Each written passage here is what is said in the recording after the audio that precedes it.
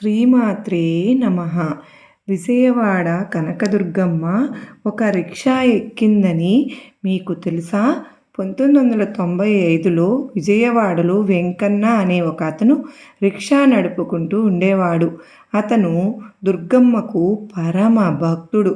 ఒకరోజు ఉదయం నుండి రాత్రి వరకు కష్టపడి రిక్షా నడిపి ఇక రాత్రి అవ్వడంతో ఇంటికి వెళ్దామని రిక్షా మీద వెళ్తూ ఉండగా మార్గమధ్యలో ఒక ఆవిడ ఎర్ర చీర కట్టుకుని నుదుటున పెద్ద బొట్టు పెట్టుకుని రోడ్డు మీద నిలబడి ఉంటుంది. ఆమె వెంకన్నను ఆపి నన్ను ఇంద్రకీలాద్రి దగ్గర దింపు అని అడుగుతుంది. సరే అమ్మా, వచ్చి కూర్చోండి అని అంటాడు. ఆమె రిక్షాలో కూర్చుని నవ్వుతూ, బాబు, ఇప్పుడు సమయం 12 దాటింది, అర్ధరాత్రి అవుతుంది కదా, మొత్తం చీకటిగా ఉంది.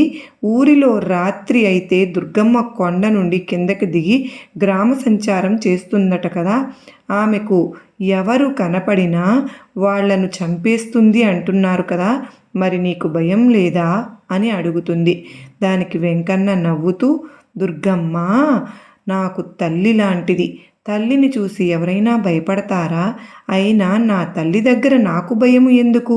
నా తల్లి నన్నేం చేస్తుంది?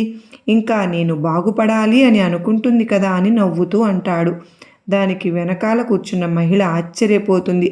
అలా కొంత సమయానికి ఇంద్రకీలాద్రి పర్వతం దగ్గరికి వెళ్తారు.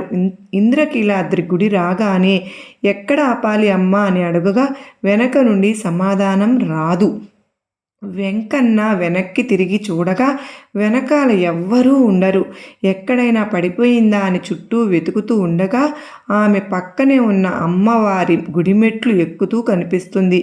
ఏంటమ్మా, ఇంత అర్ధరాత్రి కష్టపడి మీకోసం ఇంత దూరం వస్తే డబ్బులు ఇవ్వకుండా వెళ్ళిపోతూ ఉన్నారు అని అంటాడు. ఇచ్చేశాను వెంకన్న, ఒకసారి నీ తలపైన చూసుకో అని నవ్వుతూ అంటుంది. ఈమెకు నా పేరు ఎలా తెలుసు అని అనుకుంటూ తలపైన చెయ్యి పెట్టి చూడగా ఒక బంగారు గాజు మరియు 10 రూపాయలు ఉంటాయి. ఆ గాజు అచ్చం అమ్మవారి గాజులాగానే ఉంటుంది. అప్పుడు వెంకన్నకు అర్థమవుతుంది, తన రిక్షా ఎక్కింది దుర్గమ్మ, సాక్షాత్తు అమ్మలగన్న అమ్మ దుర్గమ్మ. ఆ తల్లి వచ్చి రిక్షాలో వచ్చిందా? నా తల్లిని నేను గ్రహించలేకపోయానా అని ఆశ్చర్యంతో పాటు ఆనందం వెంకన్న సొత్తు అయింది.